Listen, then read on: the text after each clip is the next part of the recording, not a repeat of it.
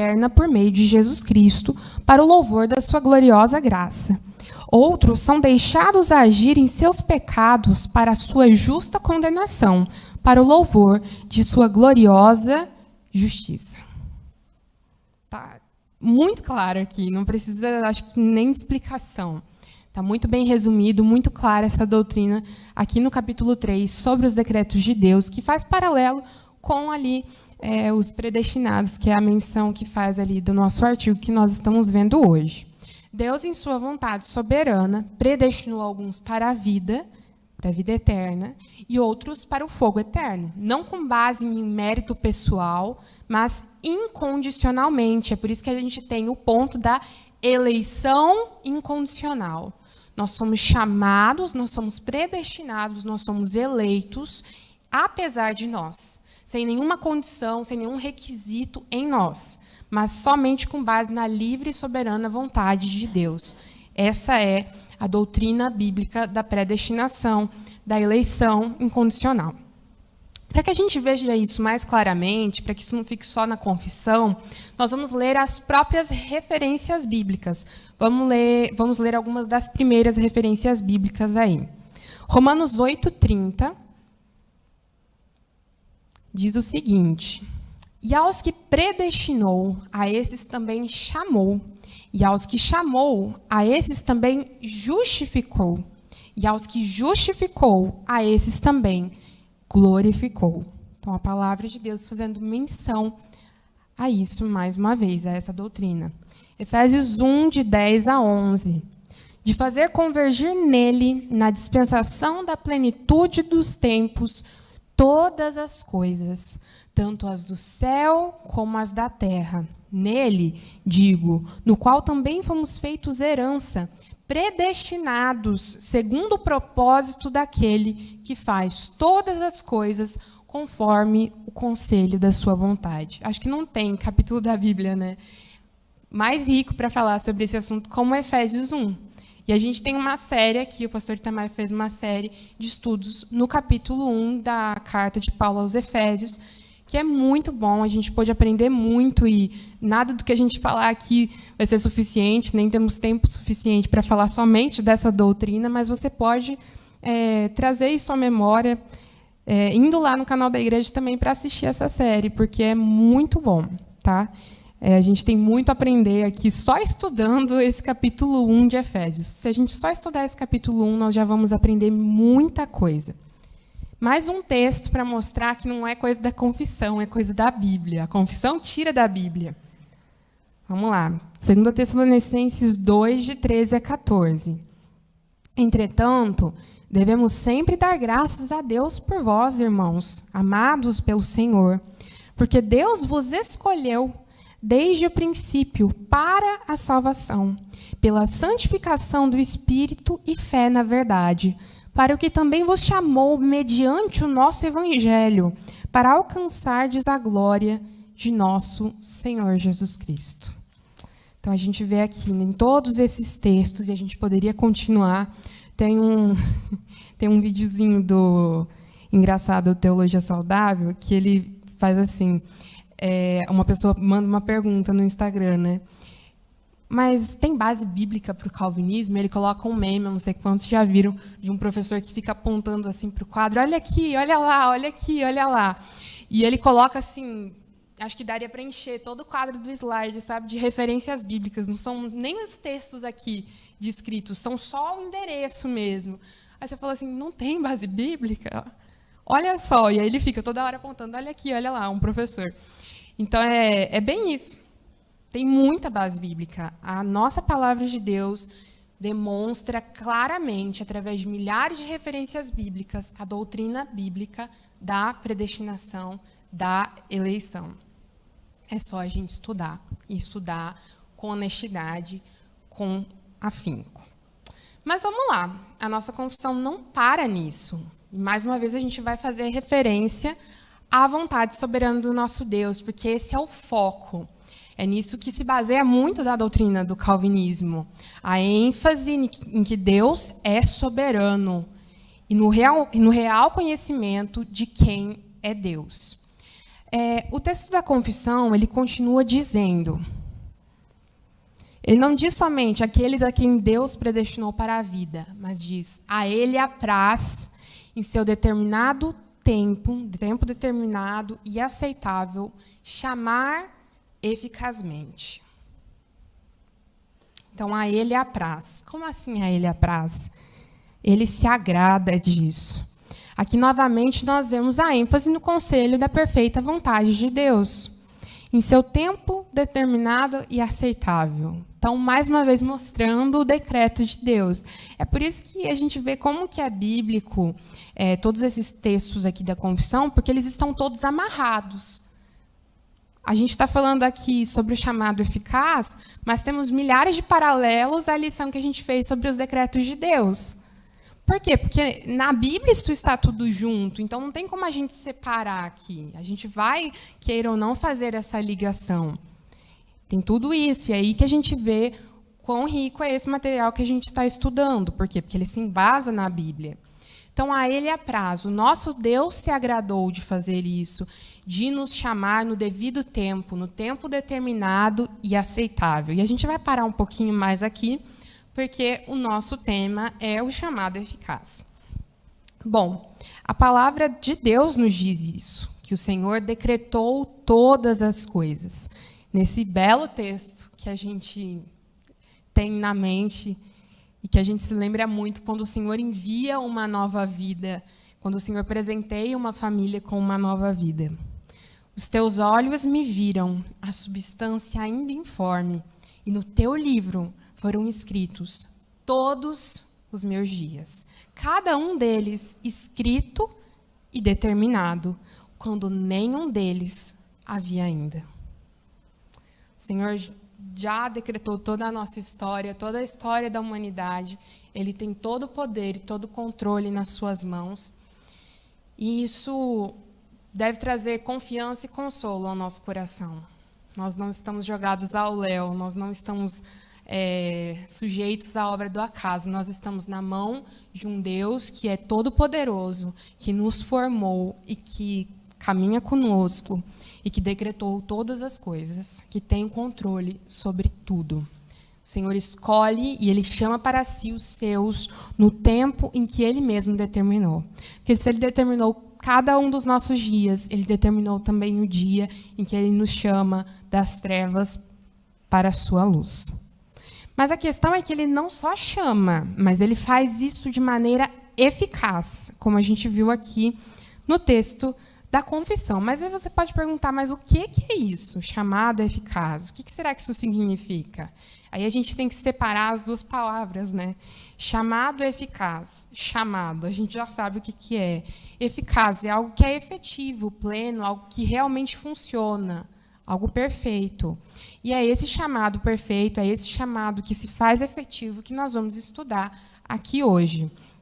Mas, para ficar mais claro, a gente vai ver o que diz o Catecismo Puritano. Se você observar bem aqui, não é só a Confissão de Fé Batista, de 1689, que a gente tem aqui. Nós temos também, no final, o Catecismo Puritano, que foi compilado por ninguém mais, ninguém menos que Charles Spurgeon. Então, a gente vai se dirigir a ele, está lá na página 150, na pergunta 30, porque ele mesmo vai nos dizer o que é o chamado eficaz. Está lá na página 150 do Catecismo Puritano, pergunta de número 30. O que é o chamado eficaz? O chamado eficaz é a obra do Espírito de Deus, segundo a qual ele nos convence de nosso pecado e miséria, ilumina as nossas mentes para o conhecimento de Cristo e renova as nossas vontades, e nos persuade e nos capacita a nos apegarmos a Jesus Cristo, que é oferecido gratuitamente a nós no Evangelho. Já resumiu tudo, e se a gente entendesse somente isso, todos nós poderíamos passar por essa porta e ir embora, porque está tudo contido aqui. O chamado eficaz é a obra do Espírito de Deus atuando no nosso coração, mudando o nosso coração, nos transformando, tirando de nós a cegueira e nos capacitando a nos apegarmos a Cristo, que nos é oferecido de forma gratuita e plena no Evangelho. Isso é o chamado eficaz. É o chamado que o Senhor opera nas nossas vidas.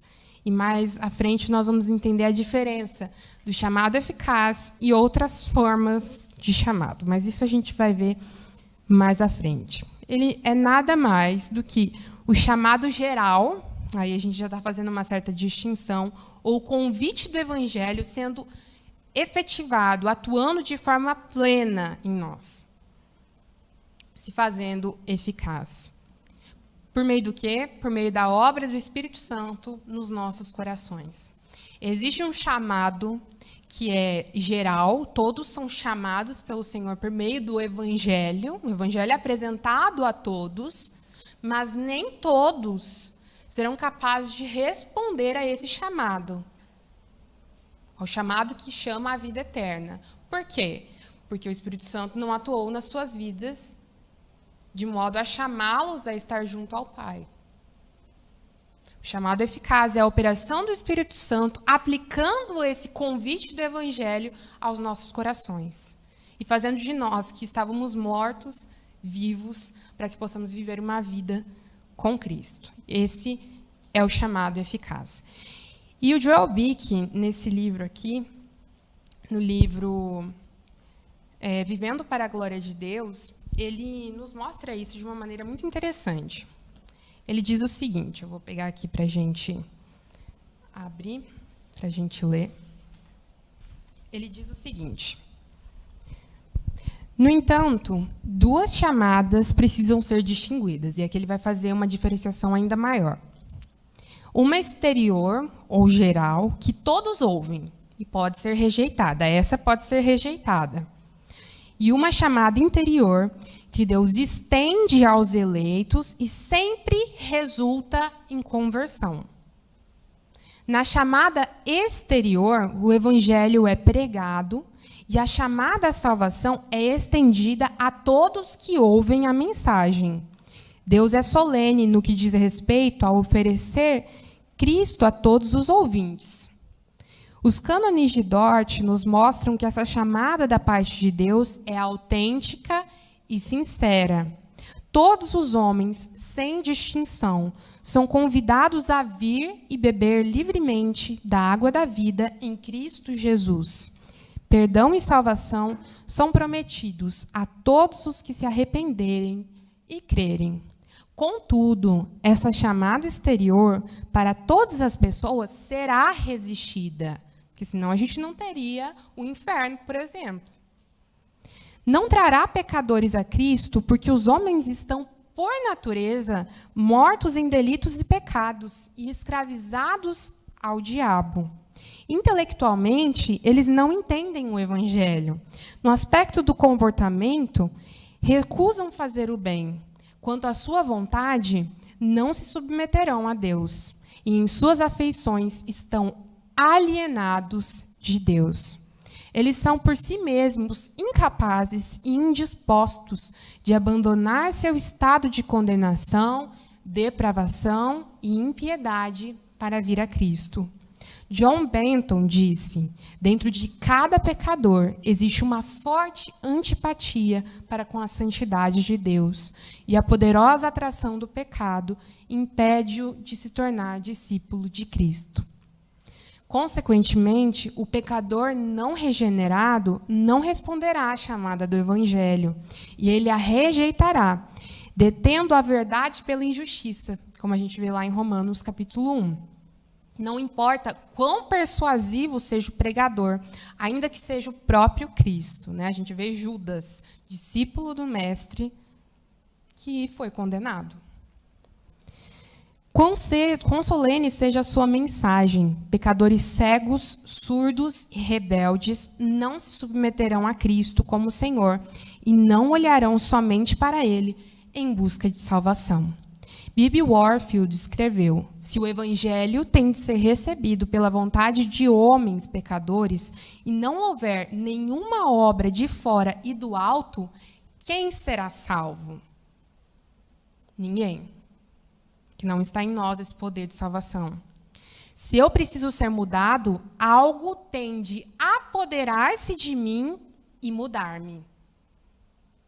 Esse que é o entendimento bíblico da salvação. Aí a gente volta mais uma vez, por isso que está tudo amarrado na Bíblia, está tudo junto, está tudo ligado, e as boas confissões que são fiéis à Bíblia fazem isso, como, por exemplo, a gente viu ali nos 5 pontos do calvinismo. Por que a eleição é incondicional? Porque a depravação é total. Nós somos totalmente depravados. Totalmente, por natureza, todos nós, sem distinção alguma, não somos melhores do que os grandes ditadores, do que os grandes assassinos, somente pela graça e misericórdia de Deus. E nós só estamos aqui pela graça e misericórdia de Deus. E nós só temos o Espírito Santo habitando no nosso coração porque Ele nos tomou, porque Ele tomou os nossos corações. Porque, como o B.B. Warfield diz aqui, se o Evangelho tem de ser recebido pela vontade de homens pecadores e não houver nenhuma obra de fora e do alto, quem será salvo? Ninguém. Nenhum de nós seremos salvos. Para haver essa mudança, outra chamada é necessária. Então, não é só o convite geral do Evangelho que é necessário para que nós possamos viver eternamente com o nosso Senhor. Esse chamado externo é necessário, mas outra chamada é necessária. Para trazer pecadores à salvação, o Deus Trino tem de estender-lhes uma chamada irresistível, especial, interior, além da chamada exterior contida na mensagem do Evangelho. É isso. Nós precisamos desse outro chamado. Existe um chamado que é externo e um chamado que é interno. E é isso que nós estamos estudando aqui, que está o título muito, muito bonito aqui, o título para provar que eu só troquei aqui, né, para aproveitar a arte da última aula, a criação de Deus. Mas é chamado eficaz. Eu ia apontar para o título e o título está errado, mas tudo bem. Mas é para provar isso, que nós vamos estudar agora, estamos estudando o chamado eficaz, que é esse chamado interno. A gente tem que fazer essa distinção. Existe o chamado externo do Evangelho, que é um convite geral, e o chamado interno, que é o chamado eficaz, que esse não tem como resistir. Nem que o Senhor tenha que fazer na sua vida como Ele fez em Jonas. Você vai para uma direção, Ele te leva para outra. Ele fala, não, meu filho, você é meu. Nem que Ele tenha que fazer isso. Mas não há como resistir ao chamado interior, ao chamado interno, ao chamado eficaz do nosso Deus. Esse não tem como a gente resistir. Aí a gente entra em outro ponto do calvinismo. A graça irresistível. A graça que se apresenta a nós e que é irresistível. Que é algo que o chamado eficaz está muito ligado também. É a graça irresistível. Você queria falar, Itamar? João 16:8 vai dizer que é o Espírito Santo que nos convence do pecado, da justiça, da morte e do juízo. Então, é esse chamado que jamais nós vamos conseguir ser mais fortes do que o próprio Deus, que é o Espírito Santo nos convencendo. Então, se nós pudéssemos resistir, aí nós seríamos mais fortes do que Deus. Exatamente. Exatamente. É isso mesmo. É o Espírito Santo que nos convence da justiça e do juízo. É exatamente isso. Nós não somos, com certeza, não ousaríamos dizer que somos mais fortes que o Espírito Santo de Deus. E quando ele vem, ele nos toma o coração por completo. Mas a pergunta que nós podemos fazer é, ok, nós entendemos o que é o chamado eficaz, mas como é que o Senhor faz isso? De que modo Ele nos chama eficazmente? Mais uma vez, o texto da confissão nos responde, na sua continuação, por sua palavra e Espírito. Por sua palavra e Espírito. Então, Ele, em seu tempo determinado e aceitável, chama eficazmente por sua palavra e Espírito. O Senhor, Ele decreta os fins e os meios. Nós estudamos também isso na confissão de fé, no capítulo 3, quando a gente estava falando sobre o decreto de Deus. Por isso que é importante a gente estar estudando cada capítulo. Porque o Senhor, Ele decreta os fins e os meios. Ele decretou os fins, Ele decretou o número exato, Ele decretou aqueles que se unirão a Ele através do seu Filho. E Ele também decretou a forma como isso será feito. E já está declarado aqui e na sua própria palavra, né? A Bíblia comprova isso quando ela diz assim, lá em Hebreus 4:12, porque a palavra de Deus é viva e eficaz, e mais cortante do que qualquer espada de 2 gumes, e penetra até o ponto de dividir alma e espírito, juntas e medulas, e é apta para discernir os pensamentos e propósitos do coração. Mais um. Porque todo aquele que invocar o nome do Senhor será salvo. Como, porém, invocarão aquele em quem não creram? E como crerão naquele de quem nada ouviram? E como ouvirão, se não há quem pregue? Esse versículo aqui, ele fala tudo, né? Porque está relacionando intimamente a nossa crença com a palavra de Deus, com a pregação da palavra de Deus. Foi esse o meio que o Senhor escolheu para nos chamar. E como que Ele nos chama? Pela sua palavra, por meio do seu Espírito, em Cristo. É dessa maneira que Ele nos chama. E aí, o texto que o Itamar mencionou, quando ele estava falando.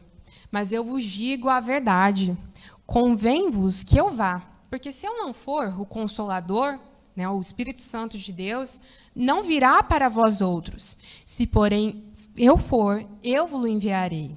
Quando ele vier, convencerá o mundo do pecado, da justiça e do juízo.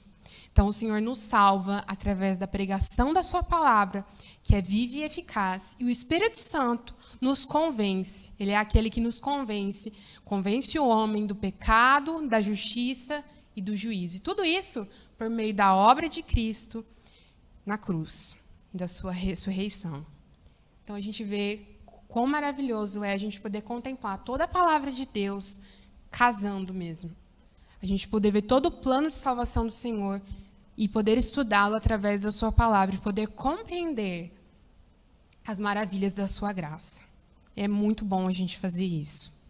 Mas a gente também precisa entender que o Senhor, ele nos chama de um estado ao outro, como a gente vê na nossa confissão. Então, ele nos chama no seu tempo determinado e aceitável, por sua palavra e espírito, do estado natural de pecado e morte, no qual estão, por natureza, por conta da queda, que nós já estudamos também, para a graça e salvação por Jesus Cristo.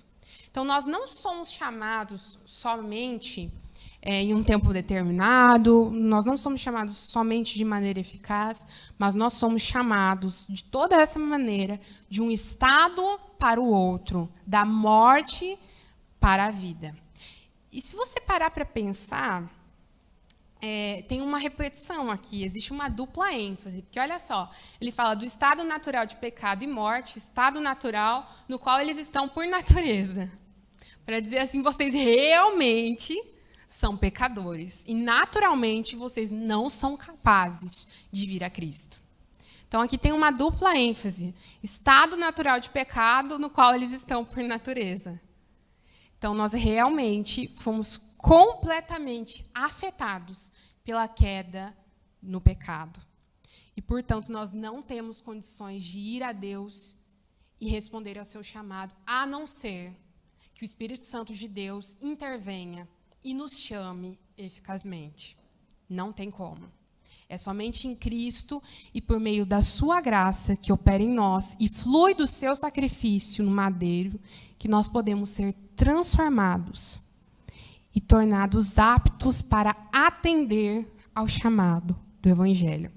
E a referência bíblica que nos mostra isso de maneira perfeita é Efésios 2, de 1 a 6, que diz assim: Ele vos deu vida, estando vós mortos nos vossos delitos e pecados, nos quais andastes outrora, segundo o curso deste mundo, segundo o príncipe da potestade do ar, do espírito que agora atua nos filhos da desobediência, entre os quais também todos nós andamos outrora, segundo as inclinações da nossa carne, fazendo a vontade da carne e dos pensamentos, e éramos, por natureza, filhos da ira, como também os demais. Mas Deus, sendo rico em misericórdia, por causa do grande amor com que nos amou, e estando nós mortos em nossos delitos, nos deu vida juntamente com Cristo.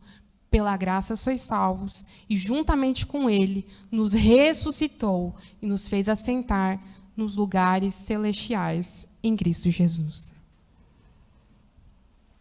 Não teria outro versículo para a gente fazer referência aqui, senão este de Efésios 2. Ele resume perfeitamente essa doutrina maravilhosa, que é a graça irresistível, que é o chamado eficaz, que é a eleição incondicional. Nós fomos chamados da morte para a vida. Lázaro. Somos todos Lázaro. E é o Lázaro da Bíblia. A maldade era do outro. Mas vamos prosseguir com as palavras do primeiro artigo do nosso capítulo, e que elas nos mostram, mais uma vez, de maneira ainda mais detalhada, a forma como o Senhor realiza essa obra de nos chamar da morte para a vida. Com mais detalhes ainda. Olha só. Isso ele faz iluminando suas mentes de maneira espiritual e salvífica para que entendam as coisas de Deus. Então, o Senhor nos chama através da sua palavra e do seu Espírito, mas Ele faz isso iluminando as nossas mentes de maneira espiritual e salvífica. Para quê? Para que nós possamos ser capazes de entender as coisas de Deus. Como nós tivemos o nosso entendimento completamente cegado pelo pecado e todas as nossas faculdades, todo o nosso ser foi afetado por esse mesmo mal, a gente precisa entender isso. E a própria palavra de Deus nos mostra isso. Vamos lá. 2 Coríntios 4, de 3 a 6. Vai nos provar isso, que nós tivemos nosso entendimento cegado. Mas se o nosso evangelho ainda está encoberto, é para os que se perdem que está encoberto, nos quais o Deus deste século cegou o entendimento dos incrédulos, para que não lhes resplandeça a luz do evangelho da glória de Cristo, o qual é a imagem de Deus. Porque não nos pregamos a nós mesmos, mas a Cristo Jesus como Senhor e a nós mesmos como vossos servos por amor de Jesus. Porque Deus que disse, das trevas resplandecerá a luz, aqui ele fazendo uma alusão à criação, o Senhor que disse, haja luz, Ele mesmo resplandeceu em nosso coração para a iluminação do conhecimento da glória de Deus na face de Cristo. Assim como o nosso Deus disse no início, quando só havia trevas, haja luz e houve luz. Quando o Senhor diz, haja luz no nosso coração cheio de trevas, completamente depravado, apodrecido pelo pecado, então há luz. Porque essa luz, ela emana, ela surge da face de Cristo, do sacrifício de Cristo. E então nós podemos ver, nós podemos enxergar. Como nós tivemos nosso entendimento cegado, o nosso Senhor ilumina as nossas mentes para que nós sejamos capazes, como não éramos, de compreender as suas verdades. É por isso que a gente não pode se iludir, achando que qualquer pessoa, por qualquer maneira, por seu próprio desejo, é capaz de compreender a verdade de Deus. Se uma pessoa que você ama de coração não compreende o evangelho de Deus, e você diz, mas essa pessoa vem todo domingo, ouve o que eu estou ouvindo. Ou eu já preguei o evangelho para essa pessoa.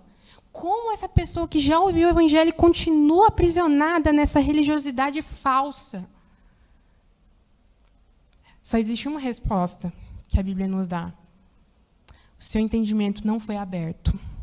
Continua cegado. E se não fosse a graça e a misericórdia de Deus, o seu também seria.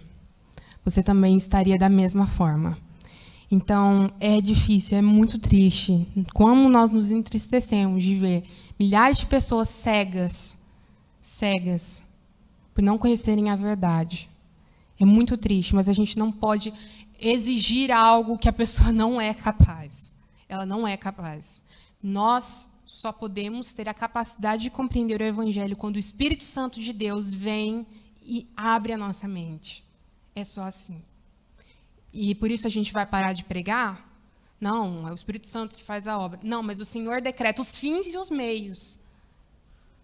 E o Senhor nos chama a sermos os meios pelos quais Ele agirá por meio do seu Santo Espírito. É por isso que nós precisamos pregar o Evangelho, é por isso que nós precisamos interceder pelas pessoas que nós amamos e ainda não conhecem o Evangelho. A gente não pode abandonar essa prática. Se a gente for estudar a história, os calvinistas foram os maiores missionários da história do cristianismo. Por quê? Porque eles não iam na força do braço deles, nem na força do braço das pessoas a quem eles estavam ensinando.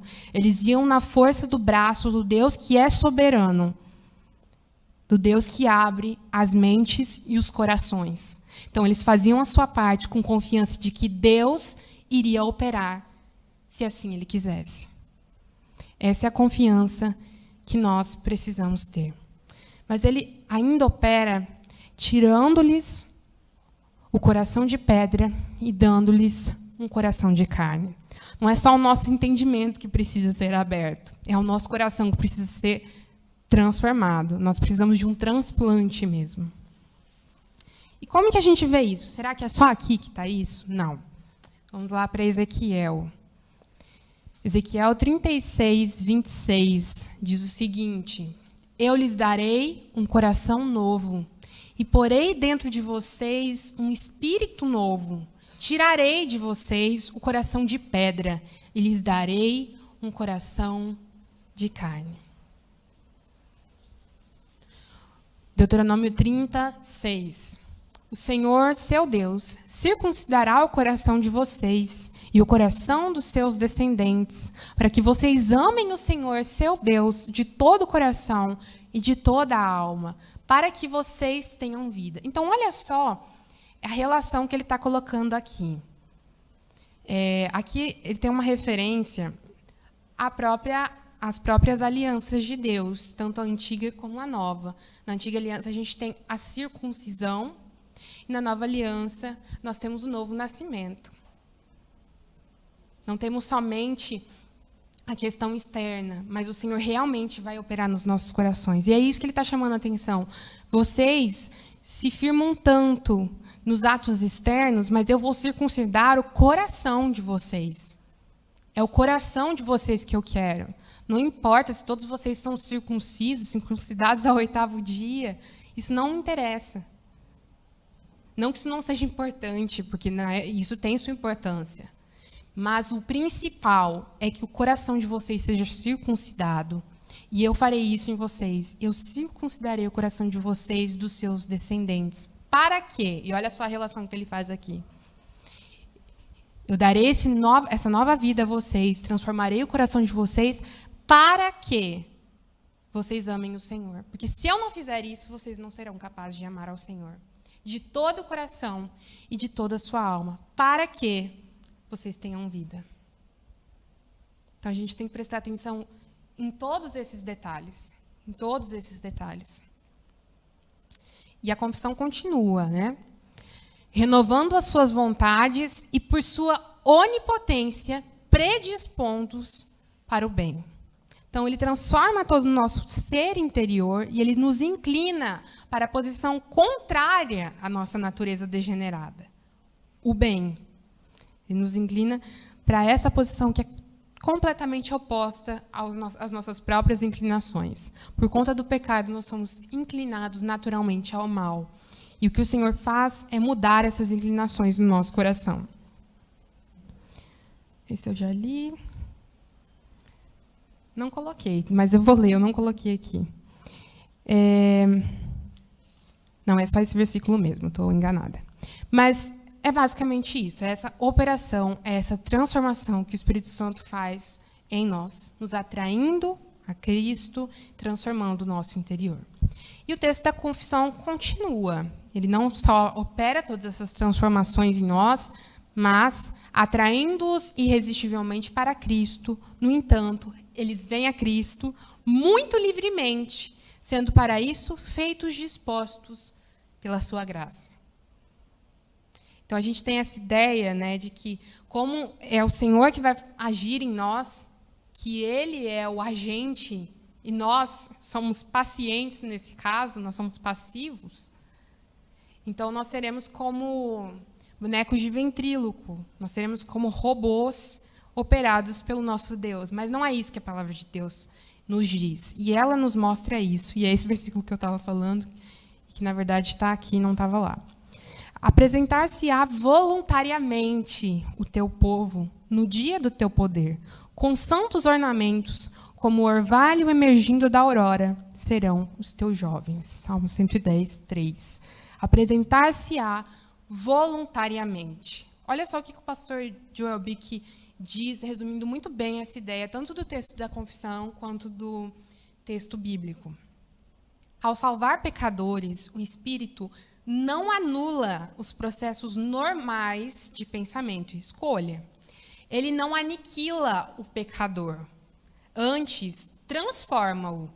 O Espírito atrai irresistivelmente os eleitos a Cristo com amabilidade e onipotência. Esta é a maravilhosa verdade sobre a graça de Deus.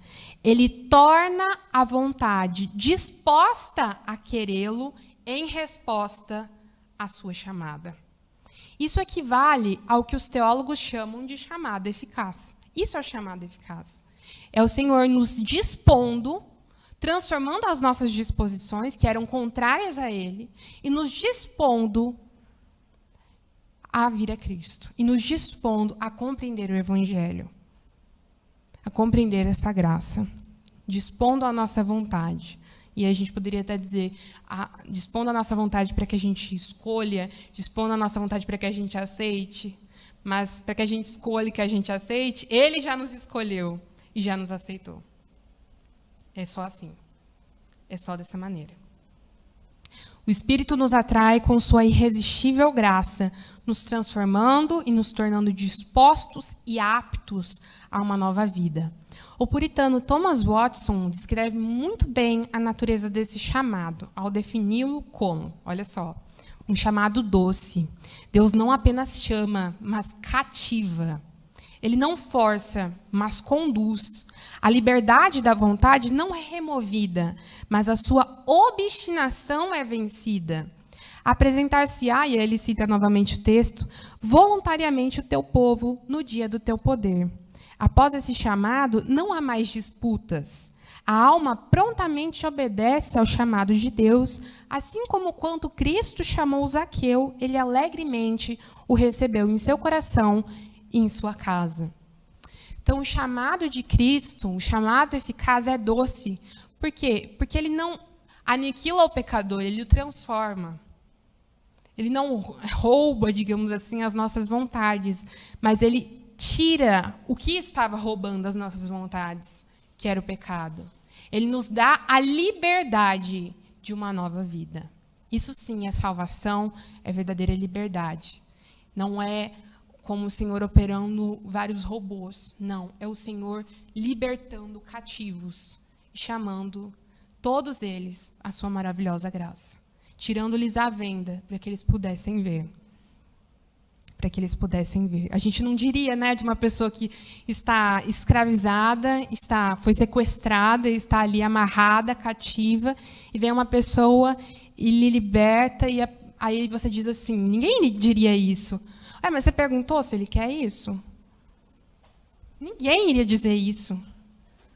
Porque, apesar daquela pessoa estar cega e estar presa, o Senhor sabe disso e o Senhor liberta essa pessoa. E aí, então, ela consegue entender onde que ela estava e que vida real e plena ela tem agora. Então, a gente não pode confundir as coisas, a gente tem que entender as coisas como elas são, como estão demonstradas na palavra de Deus. E tendo esse entendimento, a gente pode seguir para o segundo artigo, que vai nos dar ainda mais detalhes, que é ainda mais precioso que o outro, se isso é possível. Vamos ler juntos. Esse chamado eficaz é somente por livre e especial graça de Deus, e não provém de qualquer coisa prevista no homem, e nem de algum poder ou agência da criatura, sendo ele totalmente passivo nisso, estando morto em pecados e transgressões, até que, sendo vivificado e renovado pelo Espírito Santo, ele é feito capaz de corresponder a esse chamado e a receber a graça oferecida e comunicada nele. Então, quando você tiver dúvidas sobre isso, você visita a confissão, que tenho certeza que você vai clarear a sua mente. Para isso, é necessário um poder que, de modo nenhum, é menor do que aquele que ressuscitou a Cristo dentre os mortos. Aqui, a gente pode estabelecer algumas condições para o chamado eficaz. Nós somos esclarecidos acerca de algumas questões que nós vamos observar aqui. Em primeiro lugar, a gente pode destacar que é somente por livre e especial graça de Deus e não provém de qualquer coisa prevista no homem. Se o chamado do Evangelho se tornou eficaz nas nossas vidas, como nós já dissemos, não há do que se gloriar em nós, porque isso ocorreu apesar de nós. É somente pela graça de Deus que o Evangelho do nosso Senhor é acolhido em nossos corações. E é exatamente por essa razão que o texto continua dizendo a respeito do homem o seguinte: sendo ele totalmente passivo nisso, estando morto em pecados e transgressões, até que, sendo vivificado e renovado pelo Espírito Santo, ele é feito capaz de corresponder a esse chamado e a receber a graça oferecida e comunicada a ele. Então, nós somos completamente passivos no atendimento do chamado de Deus no que se refere à salvação. E é por essa razão que nós defendemos a doutrina do monergismo. Quando eu estava lendo aqui no livro, o próximo capítulo era a graça monergística. O que é monergismo? A gente tem que pensar. Nergismo, creio que tem a referência à ação. É a doutrina que apresenta a Deus como o único agente salvador.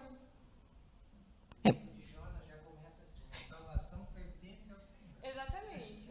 A gente vai ler depois esse texto e é isso mesmo. A Deus pertence a salvação. Monergismo. Inclusive, se você for procurar o site e a editora da Monergismo, esse é o, entre aspas, lema deles, né? Tá ali o site da Monergismo, que lá tem muitos artigos bons para ler a respeito da Bíblia, enfim, temas de teologia. E embaixo, assim, está escrito o versículo de Jonas: a Deus pertence a salvação. Porque isso é monergismo. Muito bem colocado pelo pastor Itamar. A Deus pertence a salvação. E pega Jonas ainda. É diferente do sinergismo. Você pensar que são duas coisas, tem dois agentes cooperando, um contribuindo com o outro. Não. Não tem como um morto cooperar. Não tem, é impossível. A não ser que você esteja assistindo muito filme de terror, né? Mas não tem como. Então, nós não cremos no sinergismo, que afirma que o homem coopera com Deus, abrindo seu coração, que o homem aceita. Não. Nós não cremos assim porque é assim que a Bíblia nos demonstra, que a Deus pertence a salvação. E conforme continuam as palavras da confissão, nós somos capazes de perceber que nós somos tão passivos como um morto, porque essa é a nossa real condição sem Cristo. Nós somos mortos em nossos delitos e pecados. Nós permanecemos assim até que o Espírito nos vivifique, como também nos mostra a confissão. Que nós já lemos esse texto, mas vale a pena nós lemos de novo, que a confissão cita aqui. Mas Deus, sendo rico em misericórdia, por causa do grande amor com que nos amou, e estando nós mortos em nossos delitos, nos deu vida juntamente com Cristo. Pela graça sois salvos, e juntamente com Cristo, e juntamente com Ele, nos ressuscitou e nos fez assentar nos lugares celestiais em Cristo Jesus. E esse texto já vai fazer uma referência à continuação das palavras da confissão. Para isso, para que essa operação seja feita, é necessário um poder que, de modo nenhum, é menor do que aquele que ressuscitou a Cristo dentre os mortos. Nós precisamos de vida, nova vida, ressurreição, e é por essa razão que o poder que ressuscitou Cristo dentre os mortos é o mesmo que opera em nós para a salvação. Mais uma vez, a gente poderia voltar a Efésios 1, de 18 a 20. Mais uma vez, a gente poderia voltar. Iluminados os olhos do vosso coração, para saberdes qual é a esperança do seu chamamento, qual a riqueza da glória da sua herança nos santos, e qual a suprema grandeza do seu poder para com os que cremos, segundo a eficácia da força do seu poder, o qual exerceu ele em Cristo, ressuscitando dentre os mortos e fazendo-o sentar à sua direita nos lugares celestiais. Esse é o poder que opera em nós, o mesmo poder que operou uma vez em Cristo. É esse mesmo poder. Por quê? Porque nós estávamos mortos. Assim como Cristo morreu por nós, nós estávamos mortos e precisamos, por Ele, ser chamados à nova vida. Sermos ressuscitados, realmente. E com base em tudo isso, nós vamos agora partir para o terceiro capítulo, vamos ler e discutir o terceiro capítulo da confissão, que vai trazer uma questão bastante delicada, mas que tem a ver aqui com o que a gente está conversando. Olha só. As crianças eleitas que morrem na infância são regeneradas e salvas por Cristo, através do Espírito, que opera quando, onde e como lhe agrada. Do mesmo modo, são salvas todas as pessoas eleitas incapazes de serem chamadas exteriormente pelo ministério da palavra. Então, aqui, com base... Está rindo, né? Porque é complicado. Com base em todas essas verdades, a gente vai se deter aqui nessa questão que, com certeza, cada um de nós já se deparou. Vamos ler os textos citados pela própria confissão. A questão é o seguinte: como são chamados eficazmente aqueles que não têm capacidade de serem chamados exteriormente? Se o Senhor opera por meio da sua palavra e do seu Espírito, como pessoas que nunca chegam a ver a luz do dia, ou que, vendo a luz do dia, não têm consciência da sua existência e da existência das outras pessoas, como, por exemplo, os deficientes mentais, são chamadas por Deus, se elas não podem ser chamadas exteriormente? Como que a gente resolve essa questão? Vamos ler o texto aqui citado pela confissão. A isto respondeu Jesus: em verdade te digo, que se alguém não nascer de novo, não pode ver o reino de Deus. Respondeu Jesus: em verdade te digo, quem não nascer da água e do Espírito, não pode entrar no reino de Deus. O que é nascido da carne é carne, o que é nascido do Espírito é Espírito. O vento sopra onde quer, ouves a sua voz, mas não sabes de onde vem, nem para onde vai. Assim é todo o que é nascido do Espírito. Então, essa citação aqui, o que ela parece enfatizar? A soberania de Deus na salvação do homem e a necessidade do novo nascimento. Então, aquele que não nascer da água do Espírito não pode entrar no reino de Deus. E a gente vê aqui no final, o vento sopra onde quer, ouves a sua voz, mas não sabes de onde vem, nem para onde vai. Assim é todo nascido do Espírito. Para um tratamento mais detalhado desse assunto, eu sugiro aos irmãos que leiam esse artigo aqui. Eleição Infantil de Obi Todd. É um artigo, você encontra tanto como artigo, como em e-book, tem disponível nos dois formatos, lá no site da editora O Estandarte de Cristo. Lá tem muita coisa, e a gente sabe que eles são batistas reformados, então tem muita coisa legal lá para você ver. E tem esse artigo, que é muito bom. Se a gente tivesse tempo, a gente poderia ler ele inteiro aqui, e com certeza seríamos muito enriquecidos, mas nós não temos tempo de fazer isso, porque o artigo tem umas 20 páginas, então, né, a não ser que a gente ficasse aqui até a tarde. Mas é muito bom, vale a pena os irmãos depois pesquisarem, tirarem foto, tirarem um print, enfim, para pesquisarem depois. Tá? Eu vou trazer algumas citações desse artigo para que a gente possa pensar, mas nós não vamos conseguir contemplar esse assunto de maneira completa, porque ele é muito, muito extenso. Mas vamos lá. Obi Todd diz o seguinte: embora apenas preguei do púlpito do domingo de manhã, o assunto da salvação infantil é uma questão intensamente pessoal e pastoral que merece tratamento adequado na Igreja Batista. Então, ele é um pastor batista, e ele mostrando aqui que esse assunto ele não é só teológico, ele é pastoral e pessoal. Porque se a gente tratar também esse assunto de uma maneira fria e distante, a gente se esquece que nós temos irmãos que perderam seus filhos na infância, ou que temos irmãos com filhos, por exemplo, que são deficientes mentais, e a gente se esquece disso. A gente não pode se esquecer quando a gente vai tratar desse assunto, porque esse assunto ele não é só teológico, ele é pastoral, ele é pessoal, e a gente tem que levar isso em conta, é isso que ele está falando. Não é tão explícito nas Escrituras, que evita uma medida de especulação, então a gente não tem tanta clareza e a gente acaba especulando um pouco. Mas não é uma doutrina tão incidental que garante um status de secundária. Então, ao mesmo tempo que não é tão claro, que a gente não acabe especulando, não é algo tão banal que a gente possa deixar de lado. Então, a gente tem que tomar muito cuidado quando a gente vai tratar disso.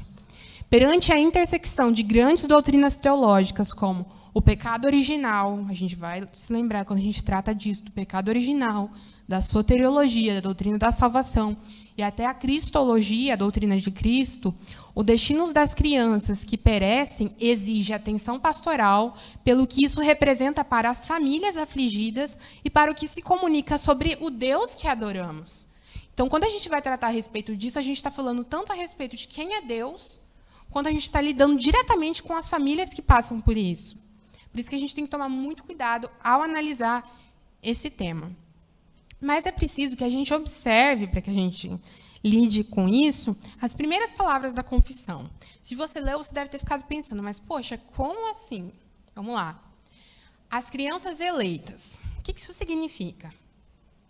Só as crianças eleitas são salvas? Ou o que isso significa? Que todas as crianças são eleitas? Mais uma vez, o escritor desse artigo nos ajuda.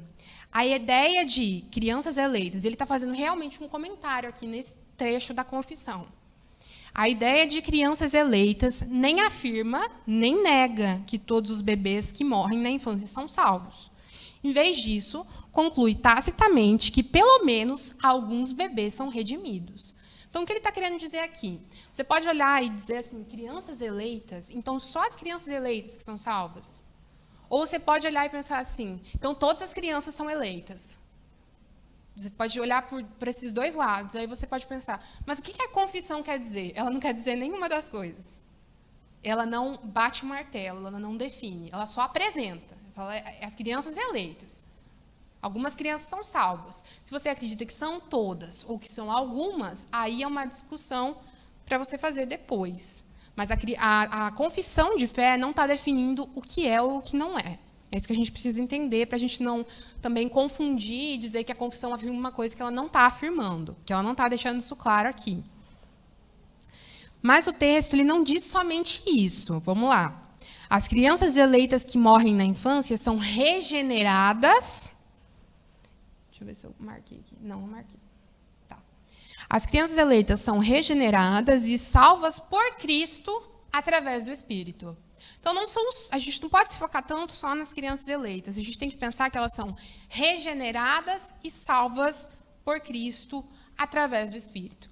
E fazendo referência a isso, o autor ele declara o seguinte: no entanto, o terceiro parágrafo, que é esse que a gente está estudando, ainda contém importantes afirmações teológicas sobre a natureza da salvação infantil. Por exemplo, as crianças que morrem na infância são salvas por Cristo. A salvação infantil ainda é salvação. E isso exclusivamente por Jesus Cristo, Filho de Deus. Há um mediador entre Deus e os homens, o homem Cristo Jesus, como a gente lê lá em 1 Timóteo 2,5. Sugerir que qualquer criança seja adentre a vida eterna por qualquer outro meio que pela obra acabada de Cristo é negar a culpa original e impugnar o próprio Evangelho. Independentemente de como os batistas optarem por interpretar este terceiro artigo, a questão delicada da salvação infantil deve começar com a verdade inescapável de que todos os bebês são concebidos em pecado, condenados sob a justa lei de Deus e necessitando de redenção. Então, quando a gente vai lidar com esse assunto, quer você crer que são só algumas crianças, quer você crer que são todas, é por Cristo. Não é por qualquer coisa que exista nelas, é somente pela obra de Cristo. Não existe uma terceira via. Cristo é o caminho. Se todas as crianças são salvas, então elas são salvas através de Cristo. E é exatamente por essa questão que algumas objeções e alguns autores se voltaram contra algumas coisas, né? Eles se dividiram nessa questão, que é bastante controversa e bastante obscura, né? Por isso que prevê variedade de visões. Algo tão obscuro vai gerar uma certa especulação e uma certa divergência, né? A declaração de que todas as crianças que morrem antes de nascer ou antes de expressarem sua fé são eleitas para a vida eterna pode muitas vezes gerar essa ideia de mérito, por conta da idade, da ausência de consciência e da responsabilidade. Você pode dizer assim, não, é porque elas não têm consciência. Então, quem não tem consciência é salvo. Você é salvo porque você não tem consciência. Não. Você é salvo apesar da sua inconsciência, que consciente você não é de qualquer maneira, que você era morto em pecado. E é isso que a gente vai ver mais à frente. Nenhum de nós éramos conscientes. Se a gente tem consciência que, como ser humano, físico, tudo bem. Mas consciência espiritual, nenhum ser humano tem. Então, a gente está em pé de igualdade, de uma certa forma. E a gente vai desenvolver isso mais à frente. Mas alguns autores se opuseram, por exemplo, à salvação de todas as crianças por pensar que isso poderia gerar um certo mérito. Então um grupo de pessoas é salvo porque elas são dessa maneira. Como se aquilo tivesse nelas. Isso gerou uma certa discordância. Para a gente ver essa questão da divisão de opiniões, vamos ver o que o autor fala. Considerando que teólogos batistas, como Kitt, Benjamin Kitt, o grande batista, Degg, James Boyce, sustentaram que, de fato, a crença que existiam crianças não eleitas, então todos esses autores criam que existiam crianças não eleitas. Outros teólogos batistas, como Spurgeon, John Gill e John Broadus, acreditavam que todos os bebês foram salvos. O último não concordou com a crença de que todos os bebês, de alguma maneira, falta 15 minutos, escaparam de julgamento, mas que todos os bebês que morreram na infância foram eleitos pelo Pai. Então, por mais que Spurgeon, John Gill, John Broadus acreditassem que todas as crianças eram salvas na infância, e isso, por sua vez, as pessoas que são incapazes de ser chamadas exteriormente, como os deficientes mentais, eles não criam que isso era mérito delas. Eles criam que elas eram eleitas de Deus, mas que isso não estava nelas. Então, eles faziam essa diferenciação, por mais que eles crescem que todas as crianças eram salvas. Esta distinção é importante para a forma como os batistas da tradição de 1689 entenderam o chamado eficaz e a salvação infantil. Contra os landmarkistas, que são um grupo de batistas, e os arminianos de seu tempo, John Degg insistiu. Todos os que finalmente serão salvos foram escolhidos para a salvação por Deus Pai antes da fundação do mundo e dados a Jesus Cristo no pacto da graça. Então, independentemente da opinião desses autores, eles criam que todos que serão salvos são salvos somente pela livre graça de Deus. Então, eles não tinham essa, por exemplo, a visão católica de que os bebês que morrem na infância, por exemplo, são salvos porque eles não têm o pecado original, digamos assim, ou eles vão ou porque foram batizados. Exatamente. E também, depois a gente vai falar mais a respeito disso, a visão dos presbiterianos. O John Piper vai falar um pouquinho disso também. Como batistas, nós não cremos, é isso que o pastor Itamar está falando, que as crianças estão inseridas no pacto da graça junto com a gente. Nós cremos que elas são inseridas no pacto da graça no momento em que elas se arrependem e são salvas pelo Senhor. Por isso que a gente não tem esse hábito de batizar crianças, como os presbiterianos têm, por exemplo. E qual que é a visão? Isso está no Catecismo de Westminster, a visão dos presbiterianos a respeito das crianças que morrem na infância. Mais à frente a gente vai falar disso também. A visão dos presbiterianos é: os filhos de crentes são salvos, são eleitos. Os filhos das pessoas que não são crentes não são salvos. Essa é a visão. Como as crianças estão junto no pacto, se elas morrerem na infância e forem filhos de crentes, elas serão salvas. Essa é a visão dos presbiterianos. Nós não cremos assim, porque nós não cremos que os nossos filhos, como demonstrado na Bíblia, estão junto conosco na aliança de Deus. Nós cremos que nós estamos na aliança de Deus no momento que o Espírito Santo chama individualmente cada um.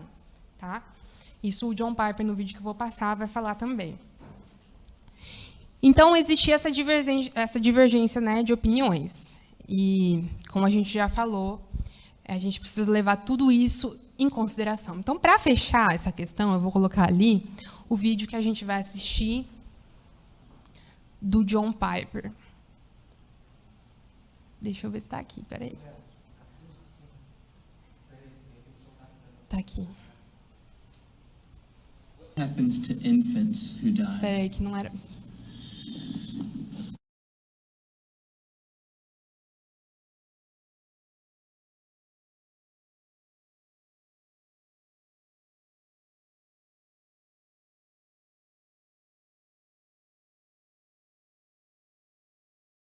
What happens to infants who die?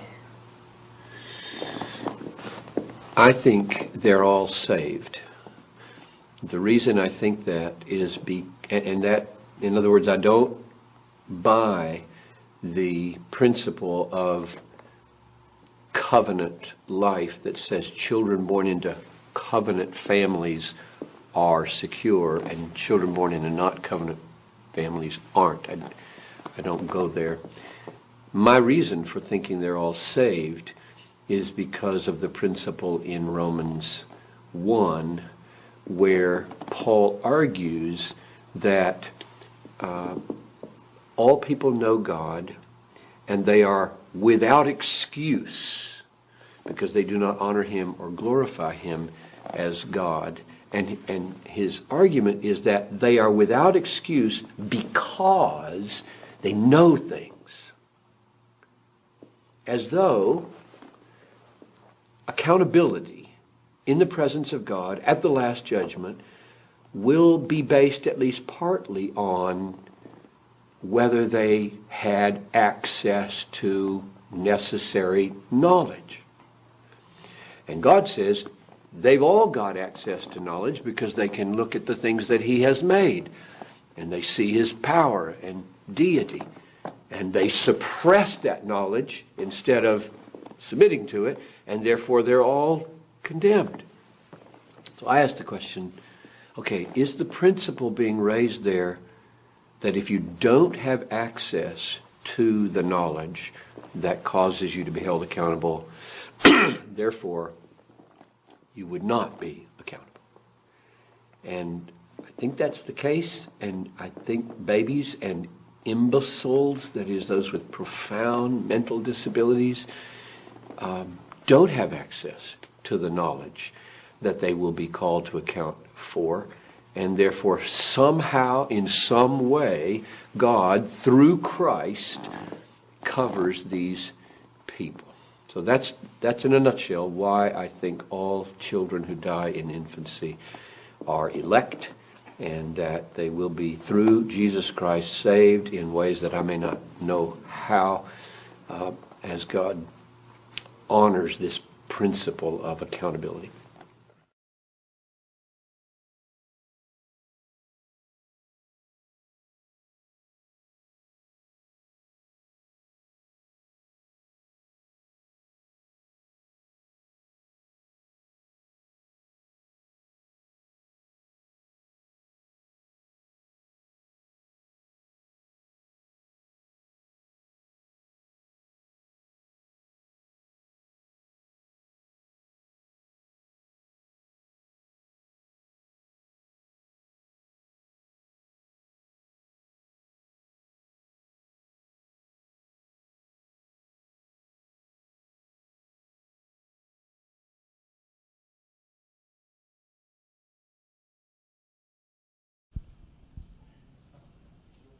Você muda? Tá. Então, eu acho que resume muito bem, né, as palavras do John Piper aqui a respeito disso. Então, só falando para os irmãos que estavam assistindo antes de nós aí em casa, quando ele falou ali de pais casados e separados, a tradução está incorreta, porque ele está falando ali de pais que estão no pacto e fora do pacto, ou seja, que estão na aliança da graça e não estão. Essa é a ideia ali da tradução. Então, é isso que ele está falando ali. Ele não crê que os pais que estão no pacto da graça tem os seus filhos e os filhos morrem, por conta deles estarem, os filhos também irão. Ele não crê nisso. O fato dele crer que todas as crianças são salvas não está baseada nessa crença. E aí ele apresenta o quê? O que ele chama de princípio da responsabilização, que é mostrado a partir de Romanos 1.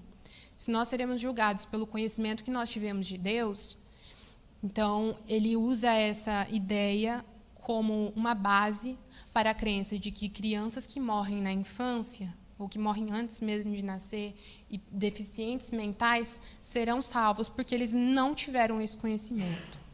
Pelo menos, em parte, o julgamento de Deus é baseado nisso. Isso anula a pecaminosidade natural da criança? Não, de maneira alguma. Mas o que ele diz? Eu creio que essas pessoas são abrangidas em Cristo de uma maneira talvez que eu não conheça, mas por meio do seu Santo Espírito, como a gente vê lá no texto de João, vendo só para onde ele quer, e ali são os nascidos do Espírito, eu creio que o Senhor abrange todas essas pessoas e as salva e as elege em Cristo, pela graça de Cristo, não porque elas têm uma condição ou outra. Esse é o princípio que John Piper apresenta. Já vai dar o tempo. Esse princípio, ele não é contradizente no sentido de que, então, pessoas, por exemplo, da tribo lá do Amazonas que não tiveram acesso a Deus serão salvas porque elas não tiveram acesso. Não, elas serão julgadas com base no conhecimento da criação, com base no seu pecado original.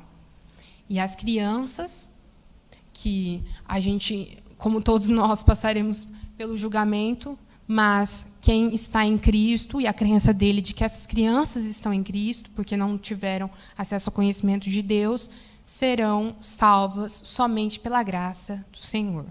Então, eu espero que isso tenha ficado claro com um vídeo e com essas explicações aqui também do próprio artigo e do próprio catecismo.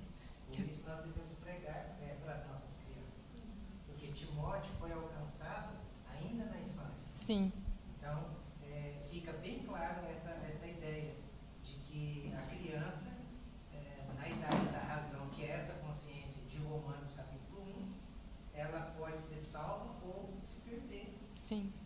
Na morte ali. Uhum. Então, fica essa responsabilidade sobre os pais de pregar aos seus filhos. Sim. Não crendo que um batismo salvará essas crianças sem o arrependimento e o novo nascimento. Exatamente, exatamente. Nós somos chamados a isso. É por isso que a gente não pode subestimar, né? Às vezes a gente deixa de trazer a mensagem do Evangelho para as crianças, porque a gente pensa que, é criança. É boazinha, é purinha. Ou não, é bobinha. Não, a gente... Mesmo no livro Uma Graça Peculiar, Uma Glória Peculiar, ele fala exatamente dos meios que Deus opera para que aquela pessoa eleita, independente da idade, independente do seu grau de estudo, ele dá um meio para que aquela pessoa ela veja o resplendor da glória dele para a salvação. Então, eu vejo exatamente da forma que o Itamar falou. Desde o ventre. Sim. Desde o ventre. Leia para o seu filho a Bíblia. Fale de Deus. Fale da salvação. Porque hoje eles não entendem. Hoje eu vejo Gabriel lá no chão, brincando para ele, mas eles estão escutando. Uhum. E uma hora, o Espírito Santo, para cada um, ele se revela de uma forma. Não dá para a gente dizer que o Espírito Santo se revela para a criança, porque Sim. o menino tem entendimento. Eu acredito que de alguma forma ele se revela. revela para os pequeninos. A Isadora faz pergunta que tem hora que eu não consigo responder. E até aprendeu no culto com o Itamar que pastora não existe. Você acredita? Já está no caminho. Se existisse, eu já podia morrer tranquilo, que nós já tínhamos morrido. Misericórdia, misericórdia. Então é assim mesmo. A pregação, o que você ouve, o que você fala, o que você lê para eles, eles absorvem tudo. Sim, Então exatamente. é nossa responsabilidade. Deus deu o meio para a criança ter conhecimento. O meio somos nós, os pais. Eu peguei Ariel meu, por exemplo, há 1 ano e meio daí atrás, sentado no sofá, e comecei falando duro com ele, dizendo: meu filho, papai quer falar uma coisa séria com você. Você sabia que você é um pecador? Se você morrer hoje, você vai para o inferno. E fui falando, botando terror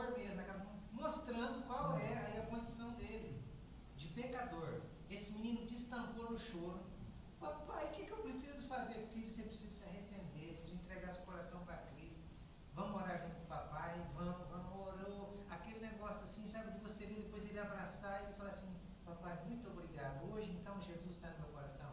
Tá, meu filho, você precisa servir. Então, nós precisamos passar essa ideia para os nossos filhos, de que eles são pecadores, de que eles não são bons, de que o coração dele é mau, é pecador.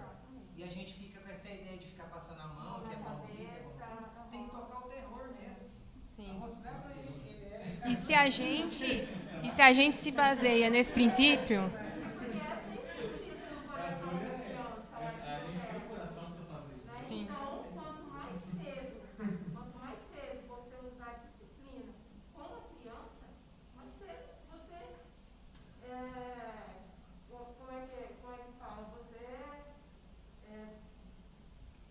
Você endireitará as veredas dela, né? Sim. E se a gente se basear nesse princípio, né, que nem a Simone falou, não está entendendo, não, é boazinha, a gente está realmente negando a nossa confissão de fé. Agora, de particular também. Por quê? Porque nós estamos dizendo, está nela, quando não está nela, está no Espírito Santo. O Espírito Santo de Deus na graça e na bondade do nosso Deus. Então, é muito bom a gente... Esse assunto é muito bom. A gente poderia ficar falando um monte. Já é 10h30, mas falta só um capítulo. E só um artigo, e rapidamente nós vamos falar dele, tá? Rapidinho. Vamos lá. Outros não eleitos, embora possam ser chamados pelo ministério da palavra e tenham algumas das operações comuns do Espírito, contudo, não sendo eficazmente atraídos pelo Pai, eles nem querem e nem podem verdadeiramente vir a Cristo, e, portanto, não podem ser salvos. Muito menos poderão ser salvos os que não seguem a religião cristã, por mais diligentes que sejam em conformar suas vidas à luz da natureza e regras da religião que professam. Então, fazendo referência a esse artigo e ao anterior, o autor, Rob Todd, diz, mais uma vez, ele diz o seguinte: com respeito à questão da salvação infantil, o parágrafo acima serve para ressaltar mais profundamente o poder e a necessidade salvífica do chamado eficaz do Pai para Cristo. Os pecadores adultos que ouvem um evangelho nem querem e nem podem, como está descrito ali, vir a Jesus a parte da irresistível e atraente graça de Deus. Portanto, a falta de um chamado externo do bebê que morre não o desqualifica como objeto da graça de Deus, mais do que a exposição de um pecador adulto à pregação da palavra de Deus o qualifica para a salvação. Pronto. Resumiu aqui perfeitamente. Se não está em nós, uma pessoa, um adulto, pode ouvir a palavra e não ser salvo. E um bebê que não ouviu a palavra pode ser salvo. Por quê? Porque não está em nós, está em Cristo. E Jesus Cristo é realmente poderoso para salvar. Quer discutamos a salvação de bebês, crianças pequenas, adolescentes ou adultos, a glória da graça soberana de Deus não é diminuída devido à idade ou ao contexto. Não é diminuída. Está em Deus. A Deus pertence a salvação. Aqui ele continua dizendo várias coisas, mas você pode ler o artigo completo na sua casa. A Deus pertence a salvação. A nossa lição poderia ser resumida nessas palavras. Nós podemos ter, por um lado, uma pessoa adulta, que teve acesso ao evangelho puro e verdadeiro, sendo um membro assíduo da igreja, e ainda assim continuar morto em seus delitos e pecados, não atendendo ao chamado do evangelho, não sendo alcançado pela graça de Cristo. E a gente pode ter, por outro lado, um bebê ou um deficiente mental, inconscientes de si mesmos e do mundo, que podem, pela misericórdia e graça, pela bondade do nosso Deus, serem alcançados por Cristo através da miraculosa operação do seu Espírito. A questão é sempre a vontade soberana de Deus manifestada em Cristo e operada pelo Espírito. É sempre assim. Para reforçar isso, nós vamos ler 2 textos. Porque muitos são chamados, mas poucos são escolhidos. Chamado eficaz, está aqui, ó. Porque muitos são chamados, mas poucos são escolhidos. Mateus 22:14. E Jesus que falou. Jesus inventou a doutrina do chamado eficaz. Não tem como fugir, não. Ninguém pode vir a mim se o Pai que me enviou não o trouxer. E eu ressuscitarei no último dia. Nem lembrando que eu tenho que acabar.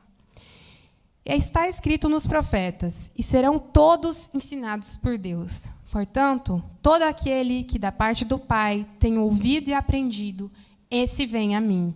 Não que alguém tenha visto o Pai, salvo aquele que vem de Deus, esse o tem visto. Então, ninguém pode vir a mim se o Pai que me enviou não o trouxer. Novamente, Jesus Cristo quem diz. Então, a gente pode se deter, né, nas últimas palavras do artigo. Muito menos poderão ser salvos os que não seguem a religião cristã, por mais diligentes que sejam em conformar suas vidas à luz da natureza e regras de religião que professam. Por melhor que alguém seja, por mais obras que faça, por mais conhecimento de Deus que tenha, se Cristo não lhe der um novo coração, de nada vale. Ele é o único caminho. Não há salvação em nenhum outro, porque abaixo do céu não existe nenhum outro nome dado entre os homens, pelo qual importa que sejamos salvos. O Senhor é soberano e, na sua soberania, Ele decretou um único caminho, que é Jesus Cristo. Então, você pode conhecer uma senhorinha que vive numa determinada religião de A a Z, perfeitamente, boazinha, tricotando, fazendo boas obras, distribuindo sopa para a pessoa do bairro, e ela não será salva se ela não crer em Cristo e se o Senhor não tomar o seu coração. É uma verdade dura, mas é a verdade da palavra de Deus. E isso deveria nos fazer ter vergonha de nós mesmos, porque nós não pregamos a palavra de Deus como a gente deveria.